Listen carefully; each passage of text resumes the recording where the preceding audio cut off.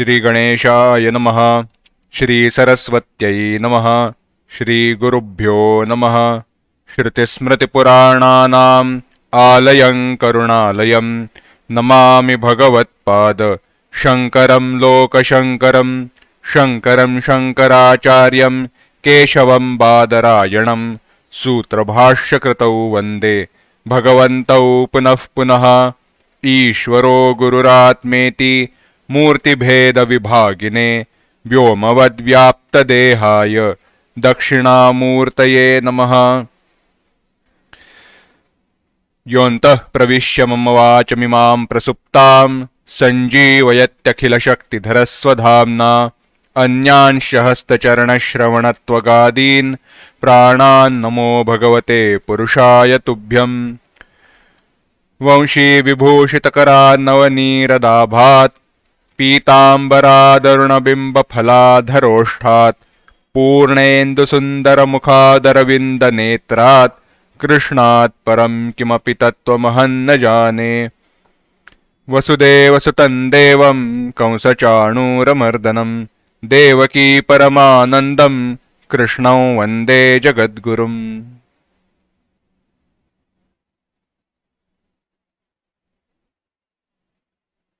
9वें अध्याय के ऊपर हमने चिंतन किया। 9वें अध्याय में जो उपदेश किया, भगवान ने जो अपना स्वरूप, अपने बारे में जो कहा और भगवत प्राप्ति के जो मार्ग बताए, उनके बारे में हमने चिंतन किया। इसके पश्चात अब भगवान आगे उपदेश करने के लिए प्रवृत्त होते हैं, प्रयुक्त होते हैं। अब भगवान यह उपदेश करने के लिए क्यों प्रयुक्त होते हैं, यह क्यों उपदेश करते हैं, इसके ऊपर अगर हम चिंतन करें तो ऐसे देखना कि 7वें और 9वें अध्याय में, 7वें और 9वें अध्याय में भगवान ने जो बातें बताई, क्या कहा? भगवान ने अपने बारे में जो कहा, भगवतः तत्वम और विभूतयः, भगवान ने अपने तत्व के बारे में और अपने विभूतियों के बारे में कहा। भगवान ने अपने तत्व के बारे में और अपने विभूतियों के बारे में बताया। कहां कहां पे बताया है? 7वें अध्याय में और 9वें अध्याय में। 7वें अध्याय में देखिए, 3रा श्लोक ही आता है, 4था श्लोक आता है, भूमिरापो नलो वायुः खं मनो बुद्धिरेव च अहंकार इति यं मे भिन्ना प्रकृतिरष्टधा अपरेयमितस्त्वन्यां प्रकृतिं विद्धि मे परां जीवभूता महाबाहो ययेदं धार्यते जगत। भगवान ने अपना तत्व बताया। तत्व क्या है? कौन सी प्रकृति है? परा प्रकृति, अपरा प्रकृति, इसके बारे में हमने चिंतन किया था। परा प्रकृति क्या है, अपरा प्रकृति क्या है, उनका स्वरूप क्या है, भूमि, आप, अनल, वायु, पंचमहाभूत क्या है, यह सब भगवान ने बताया। उसके बाद कहा मत्तः परतरम नान्यत, उसी में 7वां श्लोक, मैं इस सारे जगत का, जगत उत्पत्ति स्थिति लय का कारण हूं वगैरह बताया। मुझ में ही सब अनुस्यूत है, जैसे सूत्रे मणिगणा इव, जो मणि वगैरह है जो पिरोए रहते हैं, किसमें?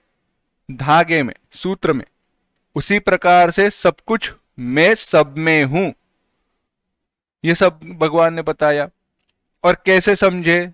तो वहां पे हमने देखा था, रसोहम अप्सु कौन्तेय, पानी में जो रस है वह मैं हूं। प्रभास में शशि सूर्ययो हो, चंद्रमा और सूर्य, उनकी जो प्रभा है, उनका जो तेज है, वह मैं हूं। मयि सर्वमिदं प्रोतम सूत्रे मणिगणा इव। ऐसे सब बातों में भगवान ने बताया क्या है, तात्पर्य क्या है भगवान के कथन का?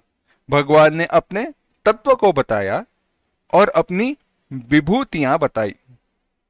विभूतियां क्या है? जिन जिन भावों के द्वारा भगवान को देखा जाता है, देखा जा सकता है, वह सारे भाव। और 9वें अध्याय में भी यह विचार आया। 9वें अध्याय में कहां पे आया है?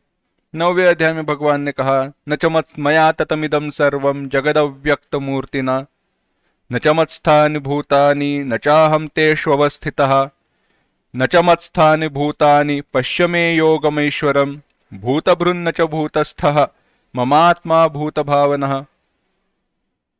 वहां पे भी भगवान ने कहा कि सारे लोग मुझ में हैं, मैं उनमें नहीं हूं, मैं उनमें हूं, वह मुझ में नहीं है, इत्यादि का हमने चिंतन किया था। किस दृष्टि से भगवान सब में है परंतु सारे भगवान में नहीं है, भगवान सब में नहीं है सारे भगवान में है, ऐसे अटपटा सा लगता है। परंतु सब हमने चिंतन किया था कि स्वरूप दृष्टि से, नाम रूप के दृष्टि से कैसे कहा जाए कि मया ततमिदं सर्वम, मेरे द्वारा यह संपूर्ण जगत व्याप्त है, परंतु मुझ में सारे भूत नहीं है। मुझ में सारे भूत है परंतु मैं उनमें नहीं हूं, जबकि सारा जगत मेरे द्वारा व्याप्त है परंतु मैं भूतों में नहीं हूं, और मुझ में वो सारे भूत भी नहीं है, यह भी तुम जानो। इसका विस्तार हमने किया था कि कैसे कारण स्वरूप भगवान है और नाम रूपों में भगवान नहीं है। सारे जो जीव है, प्रकृति है, सब कुछ सृष्टि है, यह सारी नाम रूपात्मक है और मिथ्या है। केवल व्यवहार की दृष्टि से, व्यावहारिक स्तर पर ही यह सारी सृष्टि स्थिर है, स्थित है। इस प्रकार से चिंतन करने के बाद वहीं पे भगवान ने अपने विभूतियों के बारे में कहा। कहां पे कहा? पिताहमस्य जगतः, 9वें अध्याय में 16वां 17वां। अहम क्रतुरहम यज्ञ, मैं ही श्रौत यज्ञ हूं, मैं ही स्मार्त यज्ञ हूं, पितृयज्ञ हूं, मंत्र अमंत्रोहमेवाज्यम अहम अग्निरहम हुतम। इस प्रकार से अपनी विभूतियां भी बताई, यानी अपने तत्व के बारे में बताया, अपनी विभूतियां बताई। कहां पे? 7वें और 9वें अध्याय में।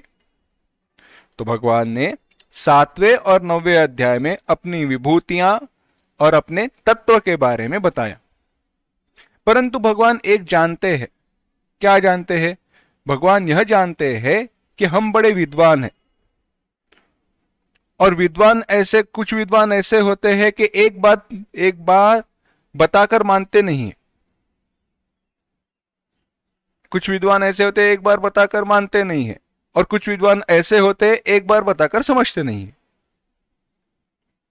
और दोनों प्रकार के विद्वान हम हैं, क्योंकि एक बार बताकर भी हमारे मन में हमारी कोई निश्चय होने के कारण भगवान की कही बात मानते नहीं है, और भगवान की बात, कही बात मानने के लिए अगर तैयार भी हो तो भी हमें हमारी बुद्धि उतनी विकसित नहीं होती है। कोई भी बात हो, बात यह है कि भगवान का तत्व क्या है, विभूतियां क्या है, 2 बार बता चुके हैं भगवान 7वें और 9वें अध्याय में। परंतु फिर भी भगवान जानते हैं कि हम समझ नहीं पाएंगे, इसीलिए उन्हीं विभूतियों का विस्तार अब 10वें अध्याय में भगवान करने वाले हैं। दुर्विज्ञेयत्वाद, भाष्यकार इसी अध्याय का उपोद्घात यानी शुरुआत करते हुए स्वयं लिखते हैं कि भगवान ने 10वें अध्याय में इस उपदेश को, क्योंकि 10वें अध्याय में क्या है, विभूति योग हम कहते हैं इसको, विभूतियां बताने के लिए शुरुआत क्यों की? तो भगवान कहते हैं जो कुछ भी 7वें अध्याय में, 9वें अध्याय में बताया था तत्व और विभूतियों के रूप में। बड़ा सुंदर वाक्य वहां पे वो कहते हैं, येषु येषु भावेषु चिन्त्यः भगवान तेते भावा वक्तव्याः। जिन जिन भावेषु, पदार्थों में, जिन जिन पदार्थों में भगवान का चिंतन किया जाना चाहिए, उन उन पदार्थों को, उन उन भावों को भगवान अब बताने वाले हैं। जिस जिस प्रकार से, जहां जहां पर, जैसे जैसे भगवान का चिंतन किया जाना चाहिए, वह सब कुछ अब भगवान स्वयं बताने वाले हैं। क्यों? क्योंकि जबकि पहले उपदेश किया था, परंतु वह समझने के लिए कठिन होने के कारण, दुर्विज्ञेय होने के कारण, उसको विस्तारित करके विस्तार से यहां पे समझाने वाले हैं। दुर्विज्ञेयत्वात् इत्यतः। अब इस विचार से भगवान उपदेश करने के लिए प्रवृत्त होते हैं, वही 10वें अध्याय के रूप में वह उपदेश हमें प्राप्त होता है। भगवान क्या कहते हैं? 10वां अध्याय पहला श्लोक। ओम श्री परमात्मने नमः। अथ 10मोऽध्यायः। श्री भगवानुवाच। अब जबकि हम 9 अध्याय पढ़कर आए हैं, तो आपको आदत हो गई होगी पढ़ने की, इसीलिए अब दोबारा जब हम पढ़ेंगे, पहले तो हम 4 चरणों में, यानी एक चरण, दूसरा चरण, तीसरा चरण, चौथा चरण ऐसे पढ़ते हैं। बाद में जब एक साथ पढ़ेंगे तो पहले 2 चरण एक साथ और अगले 2 चरण एक साथ पढ़ने वाले हैं। वहां पे संधि विच्छेद, संधि को तोड़कर हम नहीं पढ़ेंगे,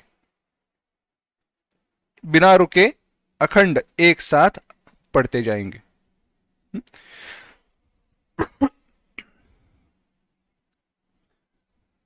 पहले भूय एव महाबाहो शृणु मे परमं वचः यत्तेऽहं प्रीयमाणाय वक्ष्यामि हितकाम्यया। एक साथ। भूय एव महाबाहो शृणु मे परमं वचः यत्तेऽहं प्रीयमाणाय वक्ष्यामि हितकाम्यया। भगवान कहते हैं, हे महाबाहो, हे शूर श्रेष्ठ अर्जुन, हे महाबाहो, भूय एव, भूयः एव, फिर से एक बार, मैं परमं वचः, मैं मेरा, परमं वचः, परम वचन, श्रेष्ठ वचन, श्रेष्ठ उपदेश, श्रेष्ठ बात, शृणु, सुनो, यत, जो, अहम, मैं, प्रीयमाणायते, सुनने पर संतुष्ट होने वाले तुम्हें, जो मेरी बातों को सुनकर प्रसन्न होता है, ऐसे तुम्हें हितकाम्यया, हितकाम्यया, काम्यया इच्छया, इच्छा से, हित की इच्छा से, वक्ष्यामि, बता रहा हूं। हे अर्जुन, फिर से तुम मेरे पास जो, मेरे जो परम वचन है, श्रेष्ठ वचन है, जो श्रेष्ठ उपदेश है, वह सुनो, जो मैं सुनकर प्रसन्न होने वाले तुम्हें तुम्हारे हित की इच्छा से बताने जा रहा हूं, कहने लगा हूं। यहां पर अगर भाव के दृष्टि से, रस की दृष्टि से, भगवान के भक्त के साथ होने वाले प्रेम की दृष्टि से विचार किया जाए, तो बड़ा गहरा विचार किया जा सकता है। उस चिंतन का तात्पर्य यहां न होने के कारण ज्यादा विस्तार में नहीं करूंगा, परंतु कुछ शब्दों पर ध्यान दीजिए। भगवान कितना प्रेम अपने भक्तों पर करते हैं। अर्जुन यहां पे उनके प्रतिनिधि है, सारे भक्तों के प्रतिनिधि है। अगर भगवत गीता का चिंतन हो रहा हो, तो सबसे भगवान के सबसे प्रिय भक्त अर्जुन है। एकादश स्कंद का विचार हो रहा हो तो भगवान के प्रिय भक्त उद्धव जी है। 10वें स्कंद का विचार हो रहा हो तो भगवान के प्रिय भक्त गोपिकाएं, गोप है, ग्वाल है। परंतु सारे भक्तों के प्रति भगवान ने जब भी उपदेश किया है, अपने बारे में बताया है, भाव यही रहा है। क्या कहते हैं भगवान? फिर से मैं बता रहा हूं, भूय एव महाबाहो शृणु में परमम वचः। मेरे परमम, मेरे उत्तम निरतिशय स्वरूप को प्रकाशित करने वाले वाक्य सुनो। परमम वचः, मेरा परम वचन, श्रेष्ठ वचन, उपदेश क्या है? जो मेरे स्वरूप को प्रकाशित करेगा, मेरे स्वरूप को तुम्हारे सामने प्रकट करेगा। मेरे भक्त, मेरे इस उपदेश को सुनो जो तुम्हारा मेरे साथ जो ऐक्य है, उस ऐक्य को प्रकाशित करेगा, उस ऐक्य को बताएगा, और जिसको सुनकर कभी भी तुम मुझसे दूर नहीं रहोगे। अच्छा ठीक है, परंतु उसमें विशेष बात क्या है? भूय एव, फिर से सुनो। यानी ऐसे नहीं है एक बार बताया, 2 बार बताया, समझ में नहीं आ रहा है, जा मैं नहीं बताने वाला। भगवान ऐसे भक्तों को दूर नहीं रखते। जब तक भक्त ना समझे तब तक हर प्रकार से भगवान बताने वाले हैं। और चाहे सामने वाला भक्त समझे, परंतु उसके समझने के बाद भी उसके साथ आए बाकी लोगों को भी उसका फायदा हो, इसके लिए भी भगवान उसको बताएंगे। मैं तुम्हें फिर से बता रहा हूं, यानी वह उपदेश जिसको साक्षात उपदेश किया जा रहा है उसके लिए नहीं, परंतु असाक्षात, अप्रत्यक्ष दृष्टि से जो सुनने वाले हैं उनके लिए भी होता है। भगवत गीता में कई बार ऐसे ही दिखाई देगा।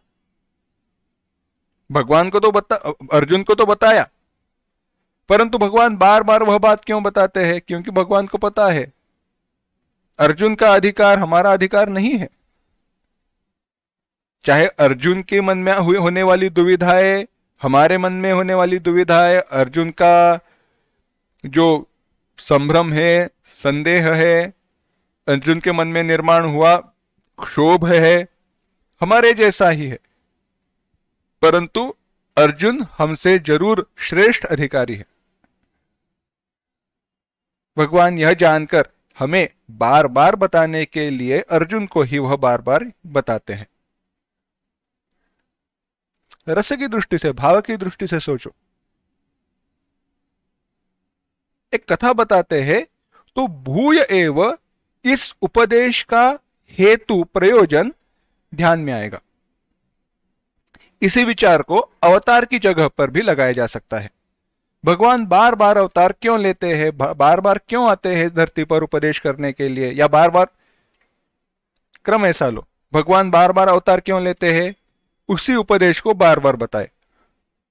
अवतार लेने के बाद भी उसी उपदेश को बार बार क्यों बताते हैं? तो एक कथा सुनिए। एक मां थी, अपने बच्चे को, नन्हे से बालक को दूध पिला रही थी, परंतु वह बालक मां का दूध पीने के बाद उल्टी कर रहा था और सारे दूध को बाहर निकाल रहा था। एक बार दूध पिलाया, थोड़ी देर बाद मां ने फिर से दूध पिलाया, फिर से उसने उल्टी की, फिर से दूध पिलाया, वही हो रहा था। तो उसकी जो सहेलियां थी, उस मां की जो सहेलियां थी, उन सहेलियों ने कहा, अरे पगली, अगर इसको दूध उसके पेट में नहीं ठहर रहा तो इसको बार बार क्यों दूध पिला रही है, रहने देना। तो उस मां ने कहा, बात सही है, यह दूध उसके पेट में रह नहीं रहा है, परंतु उसके लिए पोषण देने वाला दूध के अलावा दूसरा कोई पदार्थ, तत्व उस बालक के इस उम्र में तो है नहीं, तो दूध पेट में तो जाना चाहिए। इसीलिए मैं बार बार इसीलिए पिला रही हूं कि दूध जब निकल कर बाहर आ रहा है तो सब तो निकल कर नहीं आ रहा, कुछ तो पेट में अंदर रह रहा है ना, चिपक कर। पेट में अंदर जो कुछ भी चिपक के रह रहा है, उसके द्वारा जितना भी पोषण इस बालक का हो उतना तो होवे, उतना तो हो। यानी बार बार दूध पिलाने का हेतु यह है, चाहे वह दूध उल्टी करके बाहर निकल क्यों ना आए, जो कुछ भी अंदर थोड़ा सा बच जाता है उसके द्वारा जैसे बालक का पोषण होता है, वैसे ही यह उपदेश बार बार इसीलिए भगवान देते हैं कि चाहे सब कुछ समझ में आए ना आए, जितने भी बार बताया गया उसमें से जितना थोड़ा बहुत उस सुनने वाले भक्त के मन में रह गया है, उन बातों के द्वारा भगवान का कल्याण हो। इसीलिए भगवान कहते हैं भूय एव महाबाहो। मैं तुम्हें फिर से यह बता रहा हूं, बताने जा रहा हूं। और क्यों बता रहा हूं? हितकाम्यया। यह भगवान की बड़ी दूसरी बात है। हित की इच्छा से भगवान जो भी उपदेश करते हैं, जो कुछ भी बताते हैं, हित की इच्छा से ही बताते हैं। जो कुछ भी करते हैं हित की इच्छा से ही करते हैं।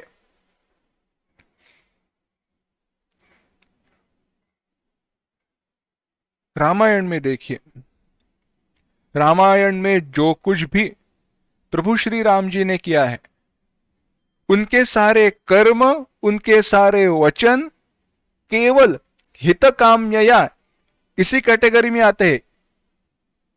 इसमें ही हितकाम्या इसी विशेषण के साथ जुड़ते हैं।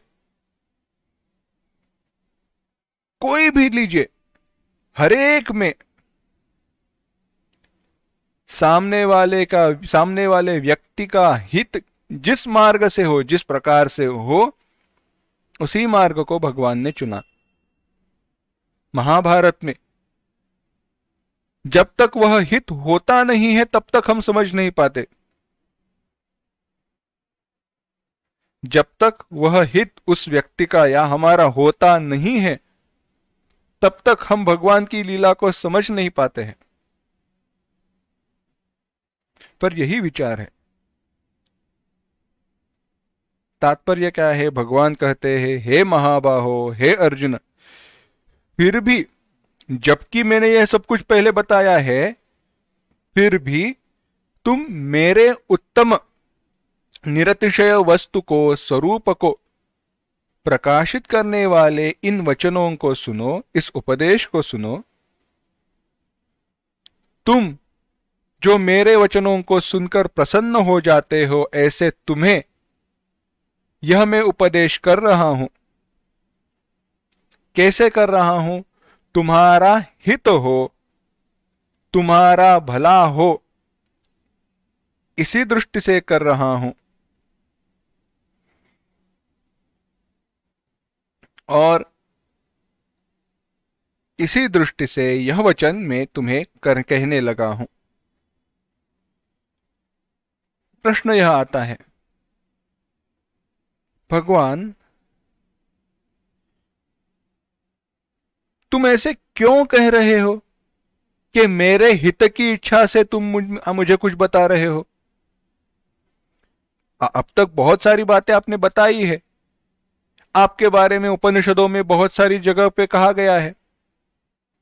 यानी आपका स्वरूप जो है, आपका तत्व जो है, मैं आपसे ही क्यों सुनूं?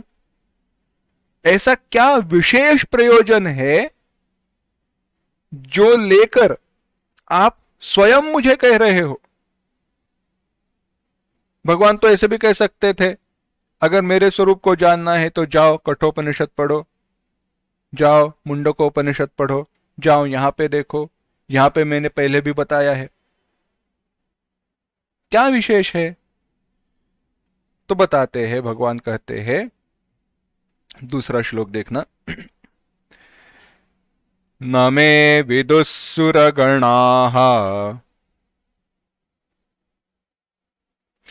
प्रभवं न महर्षयः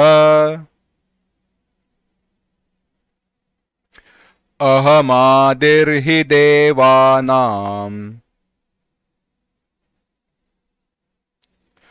महर्षीणां च सर्वशः।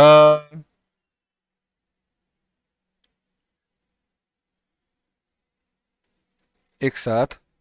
न मे विदुस्सुरगणाः प्रभवं न महर्षयः अहमादिर्हि देवानां महर्षीणां च सर्वशः। भगवान कहते हैं मैं, मुझे,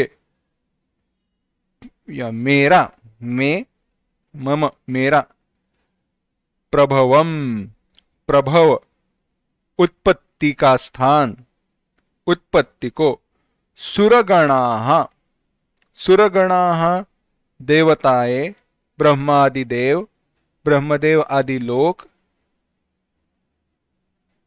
ब्रह्मदेव आदि देव देवताएं, ऐसे कहो, क्योंकि लोक कहे तो लोग नहीं परंतु सारे सप्त सप्त पाताल, सप्त स्वर्ग इत्यादि लोक आते हैं, यानी देवताएं एक शब्द में कहते हैं। तो ब्रह्मदेव से लेकर इंद्र, वरुण, सारे गंधर्वादि भी, सुरगणाः, महर्षयः, महर्षयः सारे महर्षि, भृगु इत्यादि, न विदुहु नहीं जानते हैं मेरे उत्पत्ति को, देवताएं महर्षि नहीं जानते हैं। ही, क्यों नहीं जानते हैं? अहम देवानां महर्षीणां च आदिः, सर्वशः आदि, मैं हर प्रकार से उन देवताओं का, महर्षियों का आदि, मूल कारण हूं। भगवान कहते हैं ब्रह्मादि देवता मेरे प्रभाव को, यानी मेरे उत्पत्ति को नहीं जानते हैं। भृगु आदि महर्षि भी मेरे प्रभाव को, उत्पत्ति को नहीं जानते हैं। क्यों? क्योंकि देवताओं का, महर्षियों का सब प्रकार से मैं मूल कारण हूं।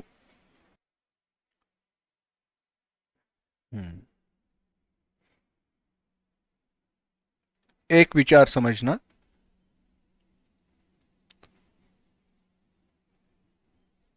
कभी भी हम अपने कारण को नहीं जान सकते हैं।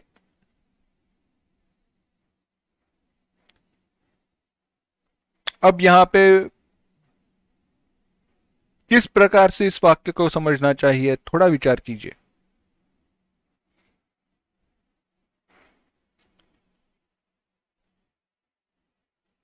ऐसे समझना, एक है लक्षण के द्वारा साक्षात्कार, लक्षण के द्वारा जानना, यानी कैसे? अगर कहा जाए कि आग, आग को समझना है, किसी को हमें कहना है, आग भी नहीं, चलो गाय ही लेते हैं। गाय कौन है, क्या है? गाय पशु है, प्राणी है, इसको कैसे समझे, ढूंढे कैसे, जाने कैसे? तो किसने कहा? सासनावती गाय, गाव, गऊ। सासना यानी गले के नीचे जो उसके त्वचा रहती है वह केवल गाय को रहती है, भैंस को नहीं रहती। बाकी सींग वगैरह सारे लक्षण यहां वहां इतर प्राणियों को लग जाते, परंतु गाय में वह एक विशेष है। क्या? गले के नीचे जो एक पर्दा रहता है, जो त्वचा रहती है, वह सासना संस्कृत में उसको कहते हैं। तो अब वह गाय का लक्षण हुआ। उस लक्षण को बताने के बाद गाय क्या है, यह वस्तु क्या है, यह हम समझ पाते हैं। या दूसरी बात यह है, गाय के जन्म के पूर्व हम हो, गाय के उत्पत्ति के पूर्व हम हो, और उसका जन्म होते हुए अगर हम देखें बच्चे का, तो भी पता चल सकता है। यह उदाहरण में स्वयं अपने दोष है, परंतु बात समझाने के लिए कह रहा हूं। एक तो लक्षणों के द्वारा, जो कुछ भी उसके क्वालिटीज है उसके द्वारा किसी वस्तु को समझा जा सकता है, या तो उस वस्तु के उत्पत्ति के पूर्व हमें होना चाहिए, तभी उस वस्तु को हम जान सकते हैं, यथार्थ रूप से जान सकते हैं। अब भगवान यहां पे कहते हैं, मुझे ब्रह्मादि देवता नहीं जानते हैं। ऐसे कैसे हो सकता है? ब्रह्मादि देवता मुझे नहीं जानते हैं, महर्षि मुझे नहीं जानते हैं, परंतु वह तो सारे साक्षात्कारी थे, ज्ञानी थे। तो कहने का हेतु यह है, यह सारे मेरे प्रभाव को, मेरे उत्पत्ति को नहीं जानते। उत्पत्ति को, भगवान के उत्पत्ति स्थान को, कारण को वह नहीं जानते।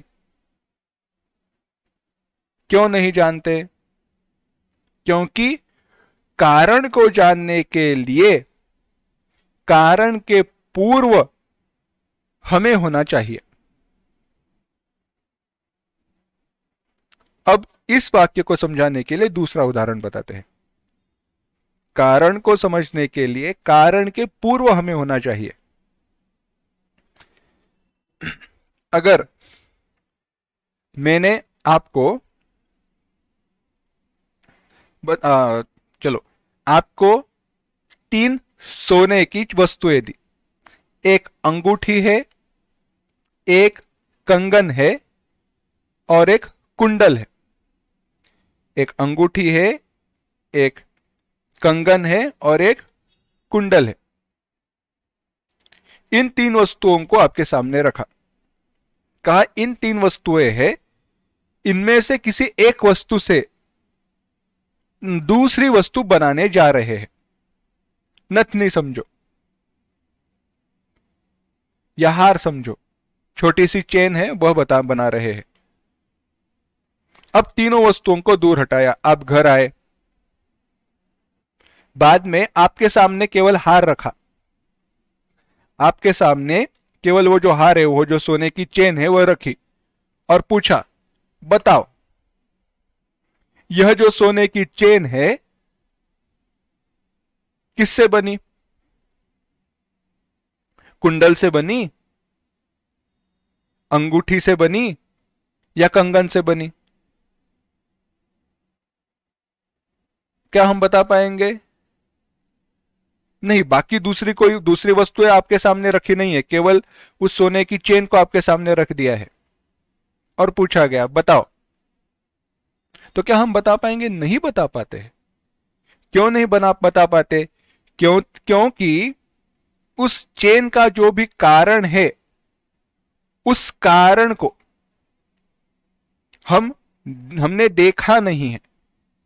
जब उस चेन को बनाने के लिए, चाहे अंगूठी हो, कंगन हो, या वह कुंडल हो, उसको पिघलाया जाता है, तब वह उस चेन का कारण बनता है।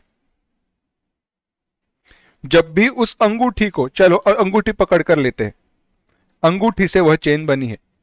जब अंगूठी को पिघलाया गया तब भी जाकर उसकी चेन बनी है, यानी जब पिघलाया गया तभी अंगूठी उस समय उस चेन का कारण हुई, चेन बनने का, सोने की चेन के लिए। अगर ऐसी बात है तो जब यह हुआ तब क्या वहां हम उपस्थित थे? तब क्या हमने देखा है? नहीं, यानी हमने कारण को देखा नहीं है। जब कारण था तब हम वहां पे नहीं थे, इसीलिए वस्तु है, चेन सोने की है यह हम जान सकते हैं, परंतु किस वस्तु से बनी यह हम नहीं जानते। इसी दृष्टि से देखो, ये सारे देवताएं भगवान के स्वरूप ब्रह्म स्वरूप को जानेंगे, परंतु क्या कारण को जान सकेंगे? नहीं। सिद्धांत के दृष्टि से देखा जाए तो भगवान का कोई कारण नहीं रहता, वह बातें सारी भिन्न है, अलग है। परंतु भगवान यही बात को दोहराना चाहते हैं कि इन सबका आदि यानी सबका मूल कारण मैं हूं, इसीलिए मेरे कारण को कोई नहीं जानता। चाहे सर्वज्ञ मुनि क्यों न हो, ब्रह्मादि देवताएं क्यों न हो, इन सबका मैं कारण हूं, इन सबका मैं मूल कारण हूं, इसीलिए मेरे कारण को कोई नहीं जानता। इसीलिए मेरे उत्पत्ति को, मेरे प्रभाव को कोई नहीं जानता।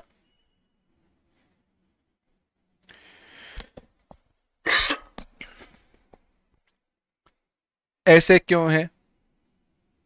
भगवान बताते हैं, तीसरा श्लोक देखना। यो मामजमनादिञ्च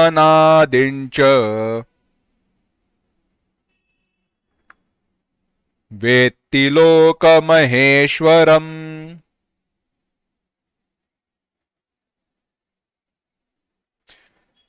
असम्मूढ़ः समर्त्येषु सर्वपापैः प्रमुच्यते। एक साथ, यो मामजमनादिञ्च वेत्ति लोकमहेश्वरम् असम्मूढ़ः समर्त्येषु सर्वपापैः प्रमुच्यते। भगवान कहते हैं, यह जो माम मुझे, अजम अनादिंच, अजम जन्म रहित, अनादिंच अनादि जिसको कोई आदि नहीं है, कारण रहित, च और लोकमहेश्वरम, लोकानां महेश्वरः, सर्वलोका सर्वभूतों का, सारे लोकों का। यहां पे लोक कहते हैं तो सप्त पाताल और सप्त स्वर्ग आदि का लोक, भू आदि सारे सप्त लोक, नीचे के सारे लोक, सारे लीजिए, त्रैलोक्य, सबका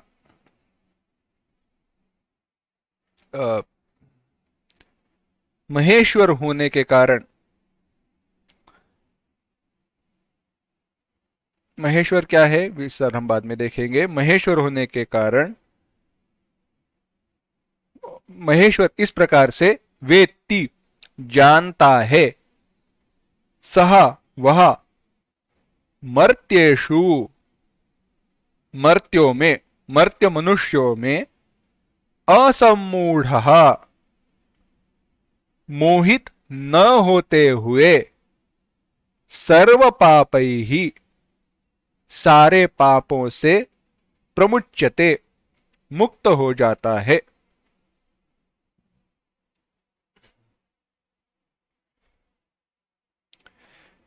भगवान यहां पे कहते हैं, जो मुझे जन्म रहित, कारण रहित, आदि रहित, सारे लोकों का महेश्वर इस प्रकार से जानता है, वह इन मर्त्य मनुष्यों में मोहित न होते हुए, मोहित न होता हुआ सा सारे पापों से सर्वथा मुक्त हो जाता है। देखिए, भगवान कहते हैं,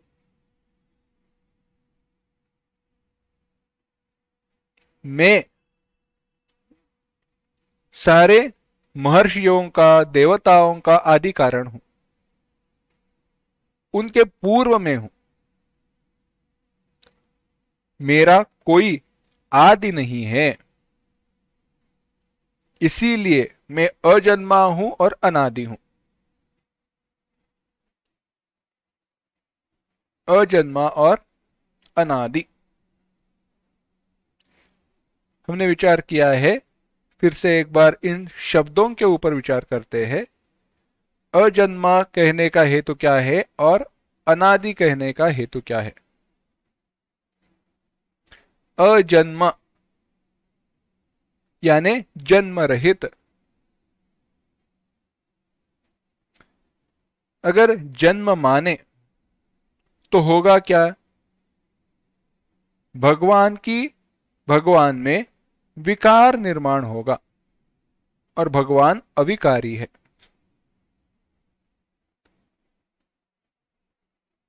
तो भगवान अवतार कैसे लेते हैं? लीला अवतार है। हमारे जैसा उनका जन्म रहता ही नहीं है। अजन्मा होते हुए वह हमारे लिए प्रकट होते हैं, हमारे लिए दृष्टिगोचर होते हैं। दिखाई देने के लिए वह केवल प्रकट होते हैं, जन्म नहीं लेते। जन्म लेना भी उनकी एक लीला है। क्या कहा? अजन्मा। जन्म एक दृष्टि से कारण ही होता है। जन्म एक दृष्टि से कारण होता है, परंतु वह कर्म से जुड़ा हुआ है। वह कर्म से जुड़ा हुआ है। किसी कर्म के कारण जन्म लिया गया, किसी कर्म के पूर्ति के लिए जन्म लिया गया, कर्म की बंधन के कारण जन्म लिया गया, वह जन्म। परंतु भगवान वैसे नहीं है। जब भी जन्म का विचार आता है तो 6 विकारों का विचार किया जाना चाहिए। क्या है? जायते, अस्ति, वर्धते, विपरिणमते, अपक्षीयते और विनश्यति। जायते जन्म होता है और मृत्यु होने तक वह रहता है। अस्ति वर्धते बढ़ता है, वृद्धि होती है। पहले 3-3.5 किलो का था, बाद में 300 किलो का हो गया या 103 किलो का हो गया। चलो, वर्धते बड़ा होते गया। विपरिणमते बदल होते गए। पहले काले बाल थे, बाद में सफेद हो गए। अपक्षीयते एक एक इंद्रियों की क्षमता कम होते गई, क्षय होने लगा।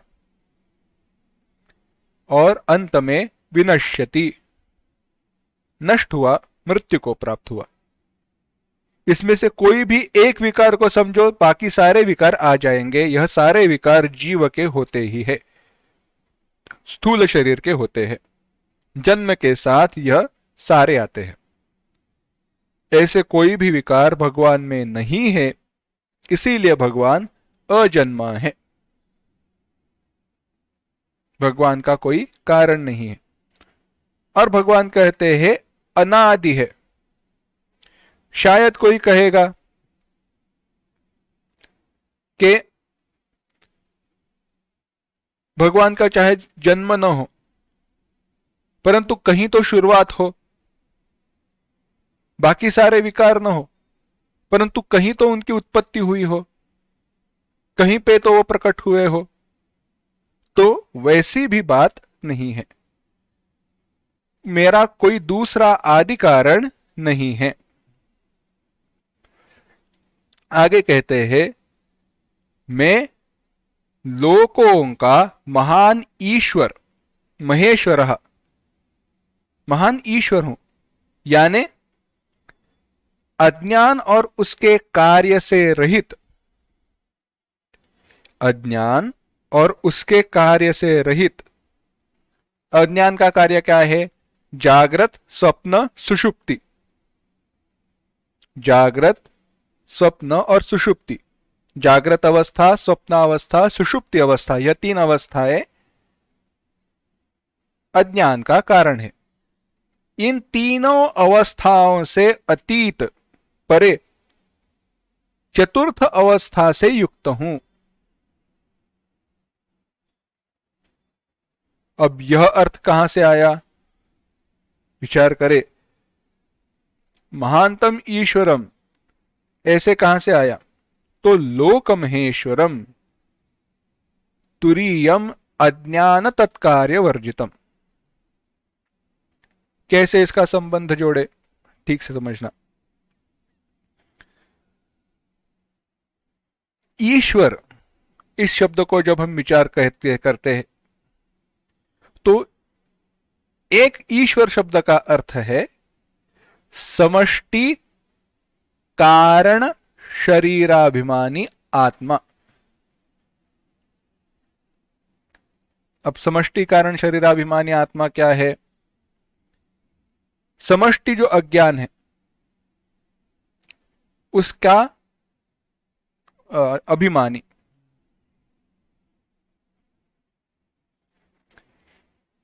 हमने छठे अध्याय के पास या पांचवें अध्याय में चिंतन किया था सृष्टि की उत्पत्ति कैसे होती है।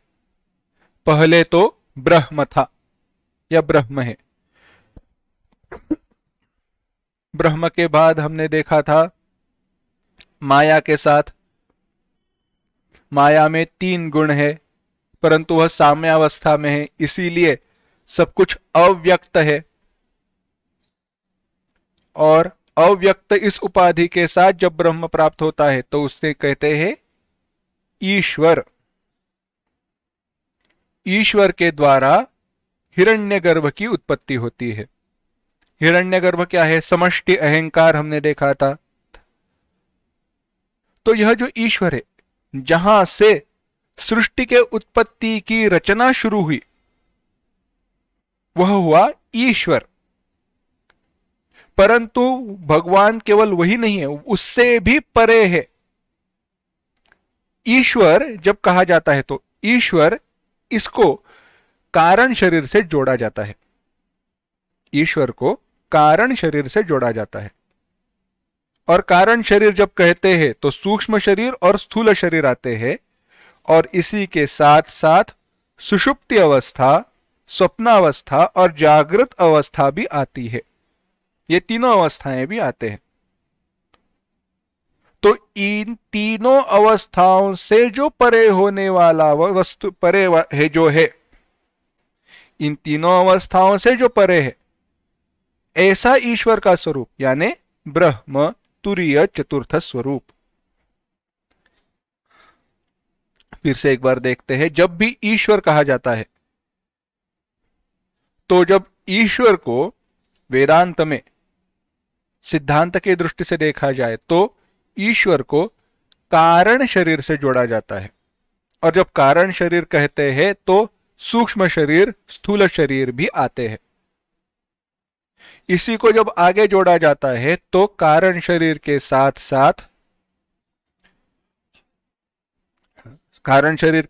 आती है सुषुप्ति अवस्था, सूक्ष्म शरीर के साथ आती है स्वप्नावस्था और स्थूल शरीर के साथ आती है जागृत अवस्था। यह सारे सृष्टि की उत्पत्ति के साथ आते हैं। परंतु जब महेश्वर कहा गया, महान ईश्वर, सामान्य नहीं है, केवल ईश्वर नहीं, महान ईश्वर यानी क्या? जो इन तीनों अवस्थाओं के परे है ऐसा। और वह स्वरूप क्या है? तो वह परब्रह्म स्वरूप है। ऐसे चतुर्थ अवस्था युक्त ब्रह्म स्वरूप को जानता है। क्या तीन लक्षण बताए? मैं अजन्मा हूं, मैं अनादि हूं और मैं ब्रह्म हूं। चतुर्थ तुरीय ब्रह्म हूं। इस प्रकार से जो जानता है वह मोह रहित श्रेष्ठ पुरुष है, ज्ञानी है। और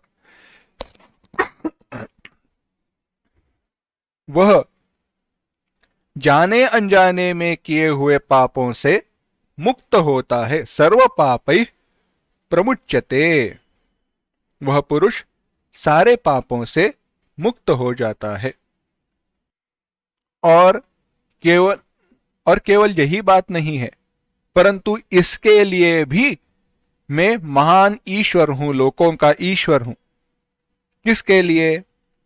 चौथे श्लोक में भगवान कहते हैं, बुद्धिर्ज्ञानमसम्मोहः क्षमा सत्यम दमः शमः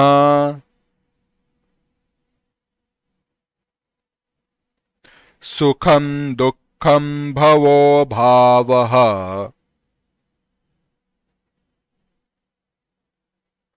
भयं च भयमेव च।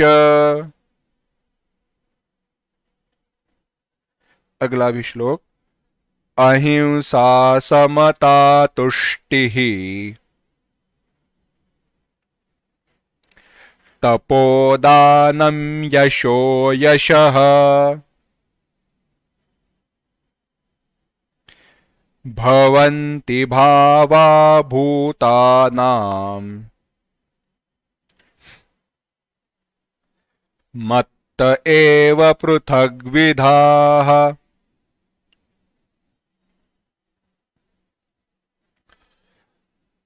एक साथ, बुद्धिर्ज्ञानमसम्मोहः क्षमा सत्यम दमः शमः सुखम दुःखम भवो भावो भयं च भयमेव च अहिंसा समता तुष्टिस्तपोदानं यशो यशः भवन्ति भावा भूतानां मत्त एव पृथग्विधाः। भगवान कहते हैं, बुद्धि ही, इन शब्दों को ऐसे ही रखेंगे, विस्तार हर एक शब्द का बाद में देखेंगे। बुद्धि यानी बुद्धि, ज्ञानम ज्ञान, असम्मोह असम्मोह, क्षमा, सत्य, दम, शम, सुख, दुख, भवः, अभावः, भय, तुष्टि यानी संतोष, तप, दान, यश, अयश, यह सारे भूतानां पृथग्विधाः भावाः, भूतों के भिन्न भिन्न पृथग्विध भाव है, वह सारे मत्त एव भवन्ति, में सब मुझ ईश्वर से ही होते हैं। यह सारे मुझसे ही, मेरे द्वारा ही, मेरे द्वारा नहीं, मुझसे ही, ईश्वर से ही होते हैं। अब हर एक भाव का विचार करते हैं, हर एक पदार्थ का, हर एक वस्तु का विचार करते हैं। भगवान कहते हैं, बुद्धि। बुद्धि क्या है? सूक्ष्मतर पदार्थों को समझने की जो अंतःकरण की शक्ति है, उस ज्ञान शक्ति का नाम बुद्धि है।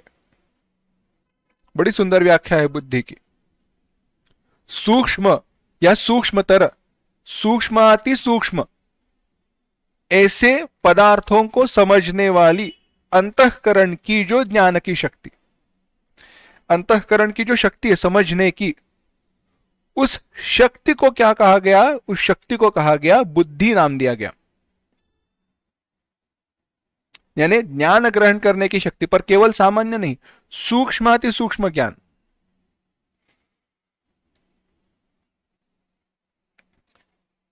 छोटा सा बच्चा है और बड़ा आदमी है। अगर दोनों को पर्वत पर धुआं दिखाई दे, दोनों को पर्वत पर केवल धुआं दिखाई दिया, बच्चा क्या कहेगा? धुआं है। पर आदमी क्या कहेगा? कोई प्रौढ़ व्यक्ति हो तो वह क्या कहेगा? शायद कहीं आग लगी है। यह कैसे समझा उसको? अनुमान किया उसने। जहां जहां पे आग होती है वहां वहां पे धुएं को देखा गया है। बच्चे ने उतनी बार नहीं देखा, यानी बच्चे के लिए, उस छोटे से बालक के लिए धुएं से वहां पे आग हो सकती है यह ग्रहण करना संभव नहीं है। तो यह जो सूक्ष्म बात है, यह जिसके द्वारा ग्रहण किया जा सकता है वह है बुद्धि।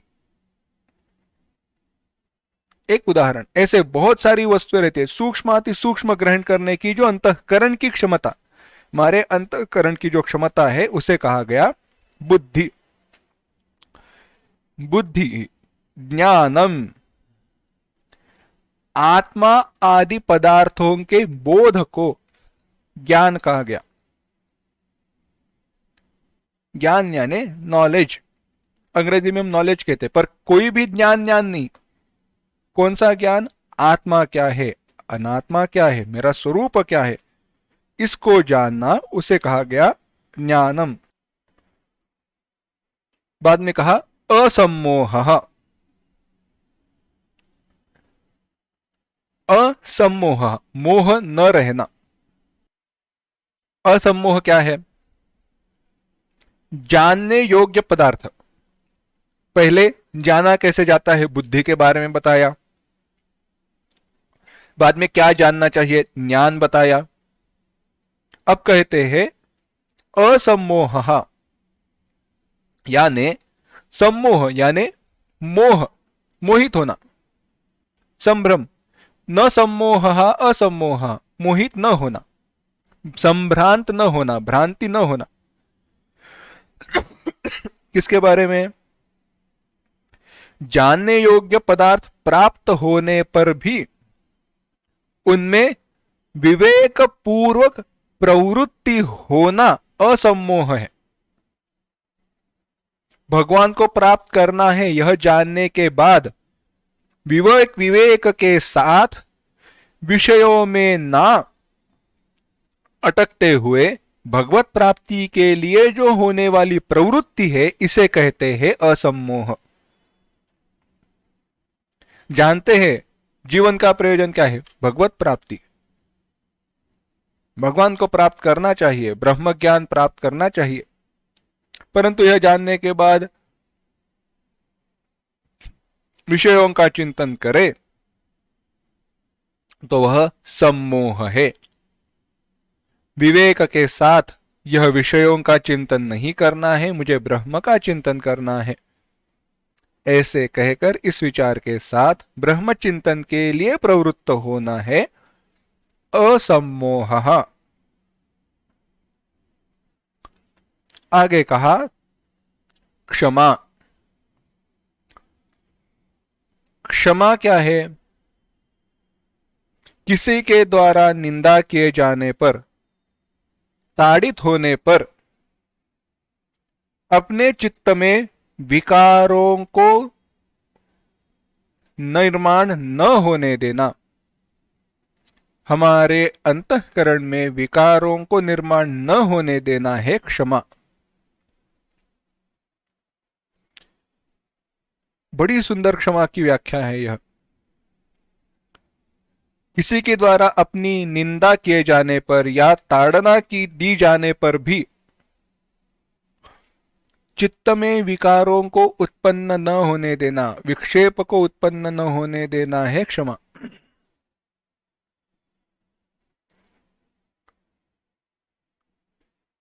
बहुत बड़ी बात है। एक उदाहरण बताते हैं तो क्षमा का महत्व आपको समझ में आएगा। किसी ने हमें दुख पहुंचाया, केवल एक सामान्य उदाहरण बता रहे।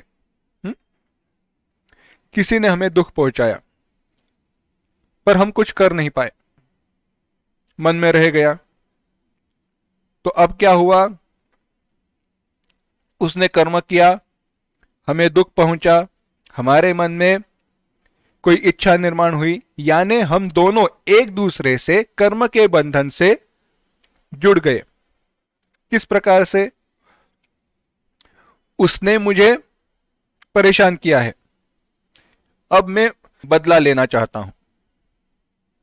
उसने मुझे परेशान किया है, अब मैं बदला लेना चाहता हूं। इस जन्म में बदला नहीं ले पाया, अगले जन्म में मिलेंगे। अगले जन्म में होगा क्या, मैं उसको परेशान करूंगा,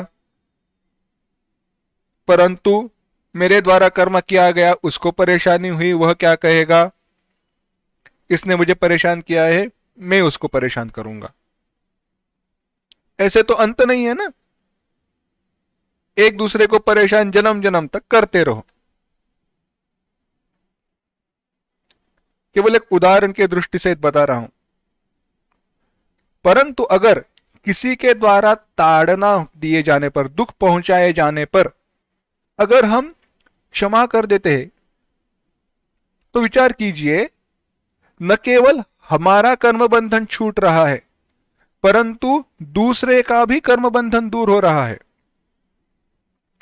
उसको जो भी उस कर्म का फल मिलने वाला है वह तो मिलेगा, परंतु वो जो कंपाउंड इंटरेस्ट हो रहा है, आगे बढ़ते जाएगा, वह होगा नहीं। चाहे नरकादिक लोक में जाकर या फिर जिस भी प्रकार से उसे वह दुख सहना है, वह सहने के बाद उस कर्म का अकाउंट खत्म। नो मोर डिपॉजिट, नो मोर विड्रॉल्स। यानी केवल हम हमारे कर्म को नहीं बंद कर रहे, लेकिन दूसरों के कर्म फल को भी दूर कर रहे हैं। इतनी बड़ी क्षमता क्षमा में है। फिर से विचार कीजिए, समझो रामलाल श्यामलाल दो व्यक्ति है। रामलाल ने श्यामलाल को दुख पहुंचाया, इसलिए श्यामलाल ने कहा नहीं, मुझे रामलाल को दुख पहुंचाना ही है, क्योंकि उसने मुझे बहुत परेशान किया है। तो अगले जन्म में क्या होगा, श्यामलाल रामलाल को दुख पहुंचाएगा। तो फिर से रामलाल अगले जन्म में क्या कहेगा, नहीं, श्यामलाल ने मुझे दुख पहुंचाया है, रामलाल श्यामलाल को दुख पहुंचाएगा, चलते रहेगा। परंतु अगर रामलाल के द्वारा दुख पहुंचाने के जाने पर अगर श्यामलाल कहे नहीं, मैं माफ कर देता हूं, तो वहीं पे उन दोनों का अकाउंट खत्म। जो कुछ भी रामलाल को सहना है वो होने के बाद उन दोनों का अकाउंट समाप्त हो गया। यह क्षमा का महत्व है। सत्यम, सत्य क्या है?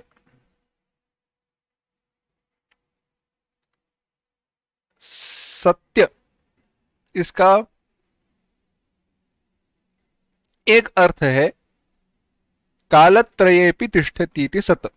जो तीनों काल में रहता है वह सत्य है, परंतु उस सत्य का विचार यहां पे नहीं है। यहां पे सत्य किस प्रकार से अपेक्षित है, देखो, देखने और सुनने से, देखने और सुनने से, यानी देखना, सुनना, सूंघना, स्पर्श इत्यादियों के द्वारा जिस प्रकार का अपने को अनुभव होता है, जिस प्रकार का हमें अनुभव होता है,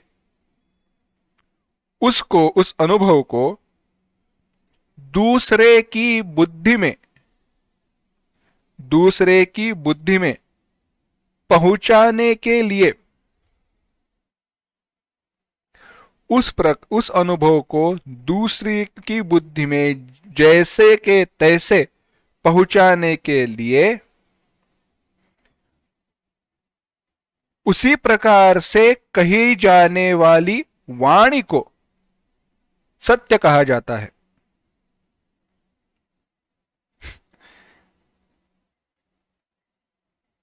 सत्य की इससे बड़ी सुंदर व्याख्या नहीं मिल सकती। भगवान भाष्यकार यहाँ पे बड़ी सुंदर व्याख्या कहते हैं। क्या कहते हैं?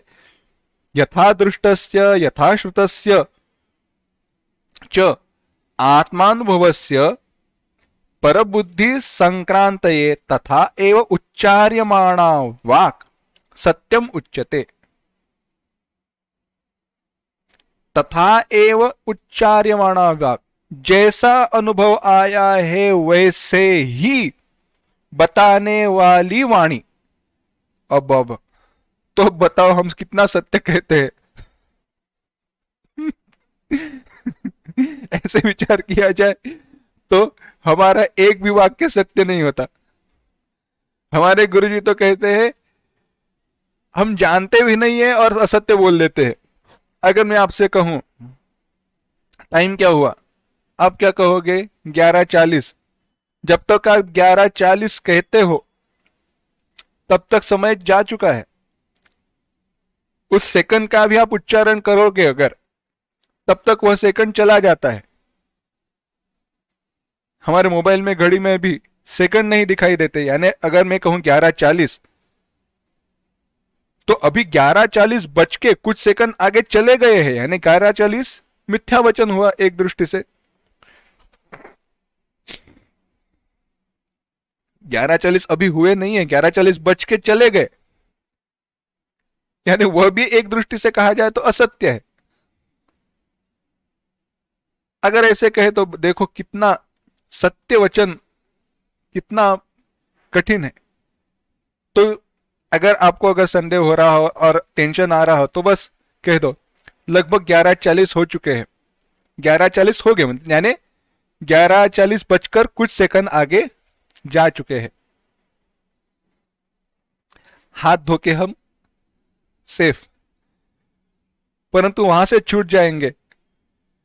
परंतु अगर एक घर का कोई अनुभव कहना है, ऐसे भी अभी दोपहर का खाना है, सब्जी कैसे बनी है, अब क्या कहे? अच्छी बनी है वह भी बताए तो यथा सयात तथा, जैसे अनुभव आया है वैसे भी बतानी हो तो भी कैसे बताए? हर एक अनुभव को उसी प्रकार से बताना, कुछ भी बिना छुपाए बताना।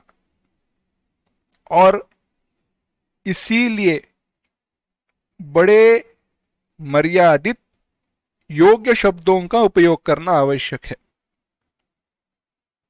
उस वाणी को सत्य कहते हैं। राम जी वैसे सत्य संध थे, सत्य वचन थे।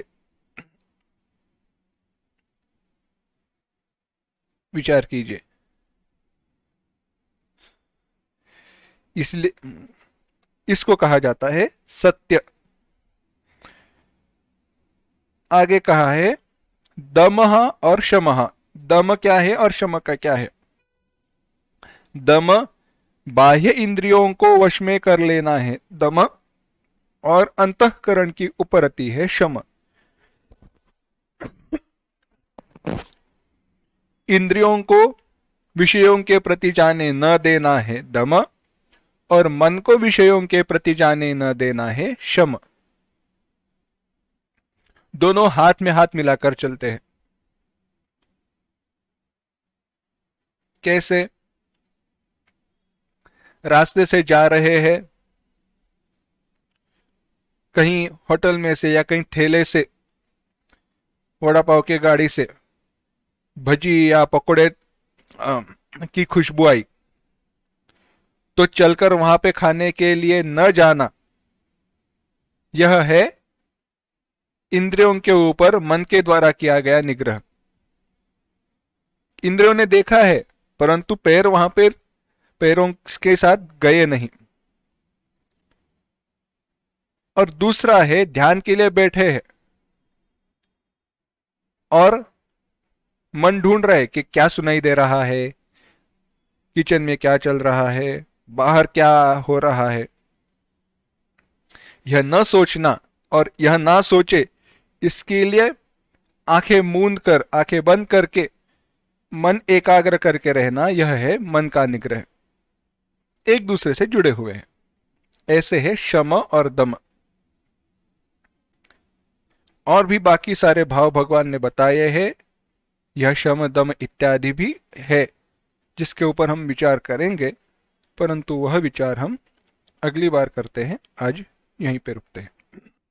ओम असतो मा सद्गमय तमसो मा ज्योतिर्गमय मृत्योर्मा अमृतंगमय। ओम शांति शांति शांति। हरि ओम। श्री गुरुभ्यो नमः। हरि ओम।